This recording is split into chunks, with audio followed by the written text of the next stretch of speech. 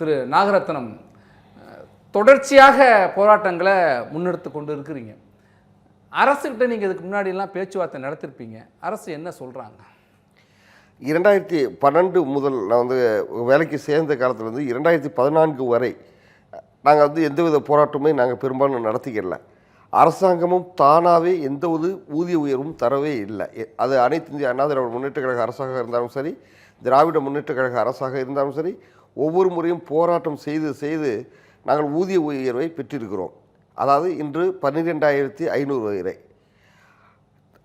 2016ஆம் ஆண்டு கலைஞர் தனது நடந்த தேர்தலில் கூட கலைஞரும் கூட தனது தேர்தல் வாக்குறுதியில் பகுதி நேர ஆசிரியர் பணி நிரந்தரம் செய்யப்படுவார் என்று கூறியிருந்தார்.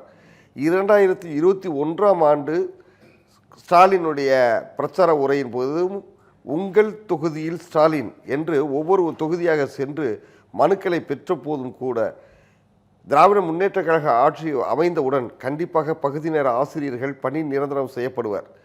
உதாரணமாக கடலூர் நாகப்பட்டினம் தொகுதியில் ஸ்டாலின் என்ற பெயரை உடைய பகுதி நேர ஆசிரியர் ஸ்டாலினிடம் மனுவை கொடுக்கும் போது கூட இந்த ஸ்டாலின் ஆட்சிக்கு வந்தவுடன் பகுதி நேர ஆசிரியர் ஸ்டாலின் பணி நிரந்தரம் பெறுவார் என்று பயங்கரமாக ஒரு சவாலாகவே எடுத்துக்கொண்டார். ஆனால் 4 ஆண்டுகள் கடந்தும் கூட படிப்படியாக நிறைவேற்றுவோம் என்று நமது பள்ளிக்கல்வித்துறை அமைச்சர் திரு அன்பில் மகேஷ் பொய்யாமொழி மீண்டும் மீண்டும் சொன்ன பொய்யையே சொல்லிக் கொண்டிருக்கிறார். இன்று வரை எந்தவித உண்மையும் இல்லை. அவர் மாறாக 2,500 ரூபாய் ஊதியம் உயர்த்தியதை மட்டுமே பெரிதாகவும் இடம் மாறுதல் மட்டுமே பெரிதாகவும் கூறிக்கொண்டு வருகிறார். இவர்கள் செய்தது வேறு ஒன்றுமே இல்லை. அவர்கள் பொய்யாமொழி அவர்கள் கொடுத்த வாக்குறுதி சென்ற போராட்டத்தின் போது, அதாவது 2024 அக்டோபர் மாதத்தில் நடந்த போராட்டத்தின் போது கூட அவர் கொடுத்த வாக்குறுதி காப்பீட்டுத் தொகை 10 லட்சமாக வைத்து வழங்கப்படும் என்று கூறினார். அதையும் கூட நிறைவேற்றவில்லை. நாங்கள் கேட்பது ஒன்று, செய்வது ஒன்று. எனவே இது மிகப்பெரிய பாராமுகம். பேச்சுவார்த்தைக்கு நமக்கு நேற்று சூழ்நிலையில் கூட நாங்களாகவே சென்று பள்ளி கல்வித்துறையினுடைய செயலர் திரு சந்திரமோகனை நேரில் சந்தித்த போது கூட கால அவகாசம் மட்டுமே கேட்டு வருகிறார். விரைவில் அரசை நம்புங்கள, உங்களுக்கான அறிவிப்பு உடனே வரும் என்று மட்டுமே கூறுகிறார். ஏப்ரல் 29, 30ஆம் தேதிகளில் சட்டசபை நிறைவுறக்கூடிய நேரங்களில் கூட இன்று மாலைக்குள், இன்று 4 மணிக்குள் கண்டிப்பாக உங்களுடைய கோரிக்கைகள் சம்பந்தமான அறிவிப்புகள் இன்று வெளியாகும் என்று கூறியதை நம்பி அமைதியாக இருந்தோம். மே மாதம் நாங்கள் அனைத்து ஆசிரியர்களையும் ஒன்று திரட்டி ராஜரத்னம் விளையாட்டு மைதானத்தில் அனைத்து அரசுக்கு நினைவூட்டும் வகையாக உண்ணாவிரத ஒரு நாள் அடையாள உண்ணாவிரத போராட்டம் மேற்கொண்டிருந்தோம். நேற்று நான் பள்ளிக்கல்வித்துறை செயலர் அவர்களை சந்தித்த போது கூட அவர், நீங்கள் அரசுக்கு பதிவு செய்து விட்டீர்கள், நீங்கள் சந்தோஷமாக வீடு சொல்லுங்கள். எத்தனை முறை பதிவு செய்வது, எத்தனை ஆண்டுகள் ஏமாறுவது என்று வினா எழுப்பிய போது கூட அரசை நம்பிதான் இருக்க வேண்டும், நம்புங்கள் என்று மட்டுமே கூறிக்கொண்டிருக்கிறார் அன்பின் மகேஷ் பொய்யாமொழி அவர்கள். இதுவரை எங்களை இந்த போராட்டத்தின் போது கூட நேரடியாக சந்திக்கவில்லை. அவருடைய வீட்டருகே எமது சங்க நிர்வாகிகள் சுமார் ஒரு 100 முறைக்கு மேல் அவரை நேரடியாக சந்தித்திருக்கிறார்கள். படிப்படியாக நிறைவேற்றப்படும், நிதி இல்லை என்று மட்டுமே கூறி வருகிறார். இது பாராமுகம் அல்லவா? குறுக்கிட்டு பண்ணிக்கவும். இயற்றலும் ஈட்டலும் காத்தலும் காத்த வகுத்தலும் வல்லதரசு என்பது திருக்குறள். நிதிச்சுமையை காரணம் காட்டுவது எங்களால் ஏற்றுக்கொள்ள இயலவில்லை. கல்விக்கு அரசாங்கம் செலவிடுவது ஒரு மூலதனம். வருங்கால சந்ததியினருக்கு கல்வியை எடுத்து செல்வது என்பது ஒரு மூலதன செலவு தான். இது நன்கு சட்டசபை உரைகளில் நன்கு கவனித்திருப்பீர்கள். எனவே அது மூலதனத்துக்குரிய நிதியை ஈட்ட வேண்டியது அரசினுடைய பொறுப்பை தவிர அது நாங்கள் பொறுப்பாக இயலாது. 2021 நீங்கள் போராட்டம்லாம் நடத்துனீங்க. அப்போ நேரில் சந்திச்சப்ப வாக்குறுதியாக அவர் சொன்னார்ல, பேசினார்ல, அப்போ என்ன சொன்னார்? அப்பயும் நிதி நிலை காரணம் காட்டுறாங்க. இல்லை அப்போ இன்றைய முதலமைச்சர் அன்றைய எதிர்க்கட்சியினர் உங்கள்கிட்ட என்ன சொன்னார்? இல்லை இன்றைய முதல் அன்றைய எதிர்க்கட்சி தலைவராக இருக்கும்போது இந்த ஸ்டாலின் வந்தவுடன் அனைத்து திராவிட முன்னேற்ற கழக ஆட்சி வந்தவுடன் ஆசிரியர் பொதுவாகவே எப்போதுமே உங்களுக்கு நல்லாவே தெரியும், அரசு ஊழியர்கள் மற்றும் ஆசிரியர்களுடைய வாக்குகள் பெரும்பாலும் திராவிட முன்னேற்ற கழகத்திற்கு தான் செல்லும். அதில் நாங்களும் ஒன்று விதிவிலக்கல்ல. பகுதி ஆசிரியர் கண்டிப்பாக ஒரே கையெழுத்தில் சுமார் 50,000 ஆசிரியர்களை பணி நிரந்தரம் செய்தார் இவருடைய தந்தை. இவர் 12,000 பேரை கூட பணி நிரந்தரம் செய்வதற்கு மனம் வரவில்லை. இல்ல நிதி இல்லாதனால தான் அப்படிங்கிறாங்க, மனம் அப்படி இல்ல சார். வரவில்லைங்கிறீங்க. அதுக்கு நிதி தான் நாங்கள் ஏற்கனவே இல்லைன்னா- குரல் சொல்லிட்டேன். நான் நிதி இல்லைங்கிறது, கல்விக்கு செலவழிக்கிறது வந்து ஒரு மூலதனம். சரி, அது மூலதனமே செலவழிக்க உங்கள்கிட்ட நிதி இல்லைனாக்கோ அப்புறம் வேற எதுக்கு நீங்கள் செலவழிக்க? மகளிர் உரிமை தொகை போன்ற திட்டங்களுக்கு செலவழிக்க மூலதனம் கிடையாது. கல்வி வந்து அடுத்த தலைமுறைக்கு கொண்டு போக வேண்டியது அரசுடைய கடமை. அரசு பள்ளிகள் அரசு பள்ளிகளில் ஏழை மாணவர்கள் படிக்கிறாங்க, தனியார் பள்ளிகளில் வசதி மிக்க மாணவர்கள் மட்டும்தான் படிக்கிறாங்க. அந்த ஏழை மாணவர்கள் கொண்டு போகக்கூடிய பயிற்றுவிக்கக்கூடிய ஆசிரியர்களுக்கு ஊதியம் இல்லைன்னா அப்புறம் அந்த கல்வி எப்படி அது கல்விக்காக கூடிய சில மூலதன செலவு எங்கே இல்லைனாக்கா கல்வி எப்படி வளரும்? எப்படி அடுத்த தலைமுறைக்கு கல்வி போகும்?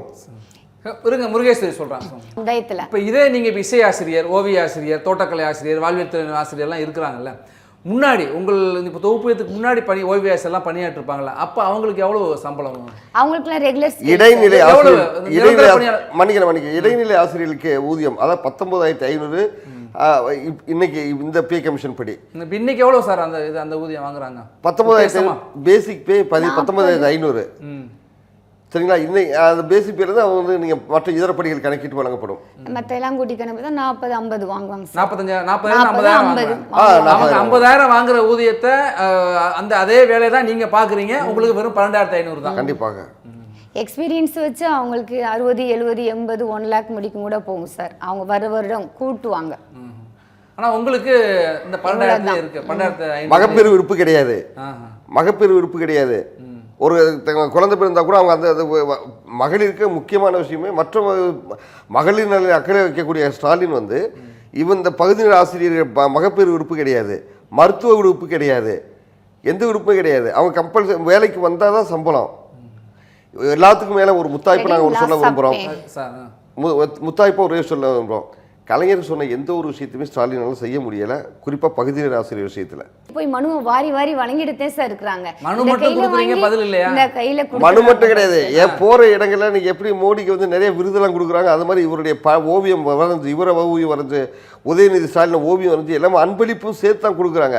அதுவே இவங்களுக்கு நாங்கள் தரக்கூடிய விருது தான் கொடுக்குறீங்க. ஆனால் எந்த பதிலும் இல்லை. பதில் இல்லை, வாங்கி வாங்கி வச்சுக்குவாங்க. என்ன காரணமாக இருக்கும்னு நினைக்கிறீங்க? என்னன்னு தெரியல சார். அவங்களுக்கு என்னுடைய இது அரசியல் காரணம் தான் எங்களால் சொல்ல முடியும்னு நினைக்கிறேன். ஏன்? ஏன்னா நான் எங்களுடைய வாக்குகள் முக்கியம் இல்லை, அவங்களுக்கு முக்கியமான மகளிருக்கு இலவச பேருந்து இருக்கு, எதிர்கட்சி வலுவான நிலையில இல்லை, அப்படி வந்து பல்வேறு அரசியல் காரணங்கள் வச்சு இவங்களுக்கு செய்யறாரு என்ன பயன் இருக்கு. 12,000 பேர், 12,000 ஆசிரியர்கள் வந்து 12,000 குடும்பம் இல்லையா? கண்டிப்பாக 12,000 குடும்பங்கள். கண்டிப்பாக நாங்கள் அதுதான் இப்பயும் சொல்லிடுறோம். எங்களுடைய ஒருவரல் புரட்சியால் கண்டிப்பாக இதனுடைய பலனை அனுபவிப்பார்.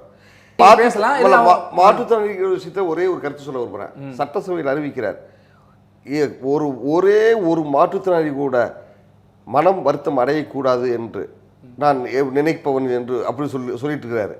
அப்போ எங்களை பார்த்த மாற்றுத்திறனாளி தானே, நானும் பகுதி நேராசி தானே, இந்த மாற்றுத்திறனாளி வருத்தம் அவருக்கு தெரியாதா? படிப்படியாக நிறைவேற்றக்கூடிய பொய்யாமொழிட்டையும் நாங்கள் கேட்டேன். முதல் படியாக மாற்றுத்திறனாளிகளை மாற்றி அந்த 181 படி நீங்கள் எங்களுக்கு இதுக்கிடையே எங்களுக்கு ஒரு சிறப்பு ஆணை ஒன்று உண்டு.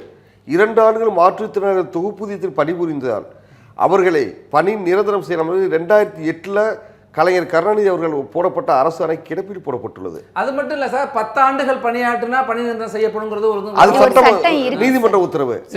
1970 லேபர் ஆக்ட் படி வந்து 10 ஆண்டுகள் மேலே எந்த லேபருமே இல்லை, எந்த ஊழியருமே வந்து தற்காலிகத்தில் இருக்கக்கூடாதுன்னு உச்ச நீதிமன்றமே தீர்ப்பு கொடுத்துருக்கு. இதையெல்லாம் மீறி தான் இருக்காங்க இந்த அரசாங்கம். நாகரத்னம் சொல்லுங்க சார். பாராட்டு விழாவை தான் விரும்புகிறார், ஆனால் எதுவும் பாராமுகமா இருக்கிறார் அப்படிங்கிறீங்களா? கண்டிப்பாக இப்போ சமீபத்தில் நடந்த மாற்றுத்திறனாளிகள் வந்து இந்த உள்ளாட்சி அமைப்புகளில் மாற்றுத்திறனாளிகள் இடஒதுக்கீடு அப்படின்னு சொல்லி சட்டம் கொண்டு வந்திருக்கிறதுக்காக பேராசிரியர் தீபக் அவருடைய நண்பர் பேராசிரியர் தீபக்நாதன் பாராட்டு விழா நடத்தினார். ஒவ்வொரு மாவட்டத்திற்கும் இங்கே பொது வெளியில் கண்டிப்பாக தெரிந்து கொள்ள வேண்டியும் ஒவ்வொரு மாவட்டத்திற்கும் அரசு பேருந்து இலவசமாக இயக்கப்பட்டது. சென்னையிலிருந்து கன்னியாகுமரி வரை அரசுடைய சொந்த செலவில். ஒவ்வொரு மாவட்டங்களிலும் அரசுடைய கூட்டம் சென்ற மதுரை மாவட்டத்திற்கு வந்திருந்த பொழுது கூட கிட்டத்தட்ட எனக்கு தெரிந்து 150 பேருந்துகள் அரசு பேருந்துகள் மக்களை அழைத்துவதற்காக இயக்கப்பட்டது. இதற்கான நிதி எங்கிருந்து வருகிறது? கல்வி மூலதனத்திற்கு நிதி இல்லை என்று சொல்லக்கூடிய நமது முதல்வர் அவர்கள் ஆடம்பரங்கள், விளம்பரங்கள், பாராட்டு விழாக்களுக்கு எங்கிருந்து நிதி வருகிறது? அதே மாற்றுத்திறனாளிகளும் வந்து சென்னையில் போராட்டம் நடத்தினாங்க. மாற்றுத்திறனாளிகளுக்கான உதவித்தொகை, மாதாந்திர உதவித்தொகை என்பது மற்ற மாநிலங்களோடு பல்வேறு விஷயங்களை மாநிலங்களை ஒப்பிட்டு சொல்லுவாங்க. இந்த விஷயத்தில் பிற மாநிலங்கள்லாம் அதிகமான மாதாந்திர உதவித்தொகை கொடுக்குறாங்க, ஆனால் தமிழ்நாட்டில் மிக குறைவாக கொடுக்குறாங்க, அதை உயர்த்தி கொடுங்க அப்படின்னு சொல்லி போராட்டங்கள்லாம் நடத்துனாங்க. ஆசிரியர்களை பொறுத்த வரைக்கும் சார், இந்த சிறப்பாசிரியர்களை பொறுத்த வரைக்கும் நாகரத்னம் சார், சிறப்பாசிரியர்களுடைய முக்கியத்துவம் பள்ளிகளில் எந்த அளவுக்கு? 11 மாநிலங்களில் சிறப்பாசிரியர்கள் இது இந்த அதாவது எஸ்எஸ்சி ஸ்கீமில் வந்தக்கூடிய ஆசிரியர்கள் 11 மாநிலங்களில் பணி நிரந்தரம் பண்ணிட்டாங்க. மற்ற மாநிலங்கள்லாம் தமிழ்நாட்டில் மட்டும்தான் நிதி இல்லைன்னு சொல்லி காரணம் காட்டுறாங்க. தமிழ்நாட்டை விட பின்தங்கிய மாநிலங்கள் தான் பணி நிரந்தரம் பண்ணிக்காங்க. இந்தியாவிலேயே 2வது இடத்தில் உள்ளது பொருளாதார வளர்ச்சின்னு சொல்லக்கூடிய தமிழ்நாட்டில் ஆசிரியரை பணி நிரந்தரம் பண்ணுறதுக்கு பணம் இல்லைங்கிறது, எந்த வகை நிதி இல்லைங்கிறது எந்த வகையில் ஏற்றுக்க உண்மையான எந்த அளவுக்கு உண்மை என்று நினைக்கிறீங்க? முதல் கட்டமாக பள்ளி கட்டிடங்கள் தரமாக இருப்பதில்லை. மாற்றுத்திறனை எளிதில் அணுகக்கூடிய விஷயங்கள்ல இல்லை. மாற்றுத்திறனை எந்த கோரிக்கையுமே நிறைவேற்றப்படுவதில்லை. நாங்கள் குறைந்தபட்சம் பகுதி நேர ஆசிரியர்களாக பணிபுரிய மாற்றுத்திறனை நிறைவேற்றுங்கன்னு கூட கேட்டு பார்த்துட்டோம். அப்போ எதுக்குமே நிதி இல்லை, நிதி இல்லை, நிதி இல்லைன்னா ஆடம்பர செலவுகளுக்கு நிதி மட்டும் செலவழிக்க முடிகிறது. எங்களுக்கு ஏன் நிதி இல்லை? பகுதி நேர ஆசிரியர்களை நிரந்தரம் அரசு அளித்த 181வது வாக்குறுதியை நிறைவேற்ற வழி இல்லை என்றால், நிதி இல்லை என்றால் வேறு எத்தனை வாக்குறுதிகளை நிறைவேற்றி இருக்கிறீர்கள்? இப்போ தமிழ்நாட்டை பார்க்குறோம் சார், மாணவர்கள் ஒரு பக்கம் போராட்டம் நடத்துகிறாங்க, நீங்கள் பகுதி நேர சிறப்பாசிரியர்கள் போராட்டம், இடைநிலை ஆசிரியர்கள் போராட்டம், பட்டதாரி ஆசிரியர்கள் போராட்டம் நடத்துகிறாங்க, முதுநிலை பட்டதாரி ஆசிரியர்கள் போராட்டம், பல்கலைக்கழகங்களில் பேராசிரியர்கள் போராட்டம். எல்லோருமே நாங்கள் புதுசாக எதையும் கேட்கல, ஏற்கனவே உள்ளது தான் கேட்குறோம், நீங்கள் சொன்னது தான் கேட்கணும். இடைநிலை ஆசிரியர்களை பொறுத்த வரைக்கும் சம வேலைக்கு சம ஊதியம் என்கிற அந்த கோரிக்கையை முன்வைத்து இந்த தேர்தல் வாக்குறுதியில் 311 அதை நிறைவேற்றுங்க அப்படிங்கிறாங்க. பல்கலைக்கழகங்களில் நிதி சிக்கலுங்கிறாங்க. பல்கலைக்கழகங்கள்லையும் போராட்டத்தை நம்ம பார்க்க முடிகிறது. ஏன் சார் இப்படி தொடர்ச்சியாக கல்வித்துறையை பொறுத்த வரைக்கும் தொடக்க கல்வியிலிருந்து பல்கலைக்கழகங்கள் வரை போராட்டம் என்றே இருக்க, ஆசிரியர்களுடைய கோரிக்கைகள் நிறைவேற்றப்படாமலே இருக்க என்ன காரணமாக இருக்கும்னு நினைக்கிறீங்க? அரசு பொதுவாகவே பொதுமக்கள்கிட்ட எப்பயுமே ஆசிரியர்களை பற்றி ஒரு தவறான கருத்தை இந்த அரசும் சரி, முன்னாள் அரசுங்கிறது சரி, பொதுமக்கள்கிட்ட ஒரு தவறான கருத்தை விதைக்கிறாங்க. நாங்கள் 1 லட்ச ரூபா சம்பளம் தர்றோம், 2 லட்ச ரூபா சம்பளம் தருஞ்சு. 1 லட்ச ரூபா சம்பளம்ங்கிறது ஓய்வு பெறக்கூடிய ஓராண்டு மட்டுமே. அதை துவக்கப்பட்ட ஆசிரியர், தலைமை ஆசிரியருக்கு 1 லட்ச ரூபா தருவாங்க. வேலைக்கு சேர்ந்த புதுசில் சுருக்கமாக சொல்ல போனால் 30,000 ரூபா தான் அவங்களுக்கு சம்பளம் வரும். வேலைக்கு சேர்ந்த புதுசில் எங்களுக்கு அந்த 30,000 கிடையாது. நாங்கள் இன்னும் 12,500 இருக்கிறோம். வீட்டு வாடகை கட்ட முடியும். 12,000 பிள்ளைங்களுக்கு சாப்பாடு தர முடியுமா? உங்களுக்கு சராசரியாக ஒரு நாள் ஒன்றுக்கு இந்திய பொருளாதார திட்டக்குழுவுடைய அறிக்கையின்படி சராசரி ஒரு நபருக்கு 500 ரூபாயாவது வேணும்னு சொல்லுவாங்க. 18,000 ரூபாய் சம்பளம் வேணும்னு சொல்கிறாங்க. அப்போ அதில் கூட எங்களுக்கு இல்லை. 12,500 வச்சு நாங்கள் என்ன பண்ணுறது? நாங்கள் எடுக்க முடியும் வகுப்பறையில் போய் மிக அது நாங்க மன அழுத்தம் அங்க போய் கிளாஸ் எடுக்கும் போது எங்களுக்கு கவலையெல்லாம் கொஞ்சம் மறந்துடும் சார். நாகரத்னம் சார், நீங்க என்னை பொறுத்தவரைக்கும் மிகப்பெரிய மன அழுத்தம் தான் இருக்கு. நாங்கள் ஏன்னா மே மாதம் நாங்கள் பட்டினியாக தான் இருக்கணும். ஏன்னா எங்கள் சம்பளம் இல்லைல்ல. அப்புறம் ஜூன் மாதம் நாங்கள் இப்படி ஃப்ரெஷ்ஷாக வேலை வாங்க முடியும்? ஜூன் மாதம் அடுத்து அந்த ஜூன் மாதத்துடைய சம்பளம் ஜூலையில் தானே தருவாங்க. நான் போய் நல்ல சட்டை போட்டு போக முடியாது. அப்போ மாணவர்கள் நல்ல உடை இல்லைன்னா ஆசிரியர் எப்படி எந்த கண்ணோட்டத்தில் பார்ப்பாங்க? அப்போ நாங்கள் எப்படி நல்ல மனநிலையில் இருக்க முடியும்? இதுக்கிடையில் தலைமை ஆசிரியர் மற்றும் இதர ஆசிரியர், நீங்கள் பகுதி ஆசிரியர் தானே, நாங்கள் சொல்கிற வேலையை நீங்கள் செய்யுங்க. அந்த பள்ளியிலே அந்த பாகுபாடு இருக்கா சார்? கண்டிப்பாக இருக்கு, கண்டிப்பாக இருக்கு. அப்போ நீங்கள் பகுதி ஆசிரியர் நாங்கள் சொல்கிற வேலையை பாருங்க. 12,000 சம்பளம் நாங்கள் சொல்கிற வேலையை செய்யுங்க. நாங்கள் பார்த்து உங்களுக்கு வரலன்னு சொன்னால் என்ன செய்ய முடியும்? அட்டண்டன்ஸு, அலுவலக பணிகள், ஓடி இது எல்லாமே பகுதி ஆசிரியர்கள் கொடுத்துட்ருக்காங்க. நாங்கள் மாற்றுத்திறனாளிகள் கொஞ்சம் எங்களுக்கு அந்த மாதிரி சில ஆசிரியர்கள் மனிதாபிமானத்தோடு செய்கிறதில்ல. மற்ற இதர இவங்க முருகேஸ்வரி மாதிரி ஆட்கள், இந்த இசையாசிரியர் மாதிரி ஆட்கள் அங்கே போங்க இங்கே போங்க பேங்க்கு போங்க இந்த மாதிரி வேலையும் வாங்குறாங்க, அலக்களிக்கப்படுறாங்க, மற்ற வேலைகளுக்கு இது பண்ணுறாங்க. இதை விட கொடுமையான ஒரு சூழல். இந்த ஊராட்சி தலைவர் கையில் போய் கையெழுத்து வாங்கும்போது, அந்த ஊராட்சி தலைவர்கிட்ட போய் நாங்கள் கையெழுத்து வாங்க போகுது அவர் எப்படியெல்லாம் நடத்துக்குவார்? வீட்டில் போய் கையெழுத்து வாங்கணும்.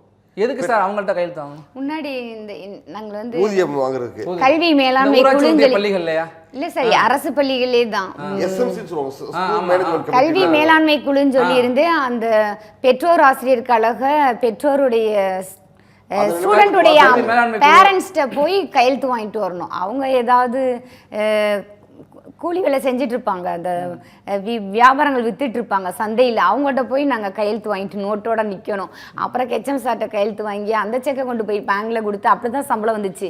இப்போதான் அந்த இடர்பாடு இல்லை மாறி பேங்க்ல வெளியில சொல்ல முடியாத சில விஷயம் அந்த விஷயத்துல சம்பாதிச்சிருக்காங்க.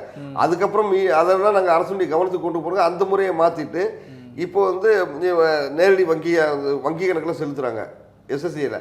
அதுலேயும் 10,000 ரூபா மத்திய சர்க்காரும் 2500 மாநில சர்க்காரும் வந்து கொடுத்துட்ருக்காங்க. இதுலேயே முரண்பாடு இருக்கு.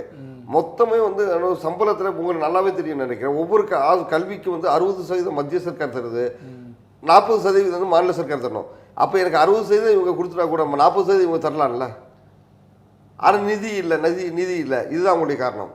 சார் நிறைவு கருத்து சார் நாகரத்னம் சார், சொல்லுங்கள். நிறைவா என்ன செய்யணும் இப்போ உடனடியாக பகுதி ஆசிரியர்கள் வந்து பணி நிரந்தரம் செய்யணும். அவங்களுடைய வாழ்க்கை மலரணும். ஏராளமான ஆசிரியர்கள் இறந்துட்டு இருக்காங்க. இன்னும் எத்தனை பேர் இறக்க போகிறாங்கங்கிற தெரியல. ஒவ்வொரு பெண் அதாவது மகளிருடைய காவலர் தந்தை அப்படின்லாம் சொல்லக்கூடிய ஸ்டாலின் அவர்கள் வந்து பகுதி நேரத்தில் இருக்கக்கூடிய மகளிருடைய வாழ்க்கையிலையும் ஒளியேற்றணும். எங்களை போன்ற ஒரு கோடியாக இருக்கக்கூடிய ஒரு மாற்றுத்திறனாளி கூட வருத்தப்படக்கூடாது அப்படின்னு சொல்லக்கூடிய பகுதி நேர ஆசிரியர் மாற்றுத்திறனாளிகளாக இருக்கக்கூடிய எங்களுடைய வாழ்க்கையில் அரசாணை 151 படி எங்களுக்கு அரசாணை இருந்தும் கூட அந்த அரசாணை 151 படியாவது எங்கள் படிப்படியாக முதல் படியாக செய்ய வேண்டும். அதன் பிறகு கூட மற்ற ஆசிரியர்கள் கூட செய்ய வேண்டும். ஏதாவது ஒன்றையாவது செய்ய வேண்டும். இந்த பாரம்பரியம் இதே நிலையில் சென்றால் எங்களுடைய ஒரு புரட்சி கண்டிப்பாக நிறைவேறும். நிறைவு கருத்து